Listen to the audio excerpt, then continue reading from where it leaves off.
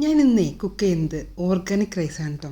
അതിൽ 3 റൈസ് ഇൻക്ലൂഡാണ്. Red rice from Thailand, അതുപോലെ തന്നെ long brown rice from Pakistan, പിന്നെ വൈൽഡ് റൈസ് ഫ്രം USA. ഈ 3 റൈസും മിക്സ്ഡ് ആയിട്ടുള്ള ഒരു റൈസാണ്, ഈ ഓർഗാനിക് റൈസാണ് ഇന്ന് ഞാൻ കുക്ക് ചെയ്യുന്നത്. അപ്പോൾ നമുക്ക് നന്നായിട്ട് കഴുകിയിട്ട് അത് കുക്കറിൽ വെക്കാം. ടേസ്റ്റ് ഉണ്ടോയെന്ന് വെച്ച് കഴിഞ്ഞാൽ നമ്മുടെ സാധാരണ ചോറ് വയ്ക്കുന്ന ആൾക്കാർക്കൊന്നും അത് അത്ര പെട്ടെന്ന് പിടിക്കില്ല. എന്നാലും ഒരു ഓർഗാനിക് ആയതുകൊണ്ട് 3 റൈസ് മിക്സ്ഡ് ആയതുകൊണ്ട് നമുക്കത് കഴിച്ച് നോക്കാം. പിന്നെ പ്രത്യേകിച്ച് എടുത്ത് പറയാനുള്ളത് കണ്ടല്ലോ, ആ റൈസിൻ്റെ കളേഴ്സ് കണ്ടില്ലേ, വ്യത്യസ്ത തരത്തിലുള്ള കളേഴ്സ്, ബ്രൗണ്, പിന്നെ ബ്ലാക്ക്, അങ്ങനെയൊക്കെ. അപ്പോൾ ഞാനത് നന്നായിട്ട് കഴുകിയിട്ട് കുക്കറിൽ വെക്കുന്നുണ്ട്. അതിൻ്റെ കൂടെ തന്നെ ബീഫ് ഉണ്ട് കേട്ടോ. അപ്പോൾ ഇതിൻ്റെ കൂടെ ഞാൻ കഴിക്കുന്നത് ബീഫ് റോസ്റ്റാണ്. അപ്പോൾ നന്നായിട്ട് കഴുകിയിട്ട് നമുക്കത് കുക്കറിൽ വയ്ക്കാം.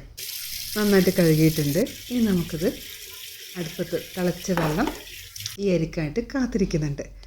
എനിക്കിതിൻ്റെ വേവൊന്നും അറിയില്ല, ഒരുപാട് വേവണോ അത് വേവാത്ത അരിയണോ എന്നറിയില്ല. എന്നാലും ഞാൻ ഒരു വിസിലടുപ്പിച്ചിട്ടുണ്ട്. അപ്പോൾ നോക്കുമ്പോൾ പാകത്തിനെല്ലാം വെന്തിട്ടുണ്ട്. നല്ലൊരു റൈസാണ്. ഇനി ഞാൻ ചെയ്യാൻ പോകുന്നത് നമ്മുടെ സാധാരണ ചോറ് ഊറ്റുന്നത് പോലെ കുറച്ച് വെള്ളമൊക്കെ ഒഴിച്ച് നന്നായിട്ട് ഊറ്റിയെടുക്കുന്നുണ്ട്. അപ്പോൾ ഇനി നമുക്ക് ബീഫും കൂടെ ആയിട്ടുണ്ട്. ഇതിൻ്റെ കൂട്ടത്തിൽ നല്ല ബീഫും പിന്നെ അതിൻ്റെ കൂടെ കുറച്ച് അച്ചാറും കൂട്ടിയിട്ട് നമുക്ക് കഴിക്കാം. അപ്പോൾ എവിടുന്നേലും ഇങ്ങനെ ഒരു ഓർഗാനിക് റൈസ് കിട്ടുകയാണെങ്കിൽ മടിക്കാതെ തന്നെ മേടിച്ചേക്കണം, അത് ഉണ്ടാക്കി കഴിച്ചേക്കണം. ഇങ്ങനത്തെ അരികളൊക്കെ വരുമ്പോൾ ടേസ്റ്റിലല്ലോ കാര്യം.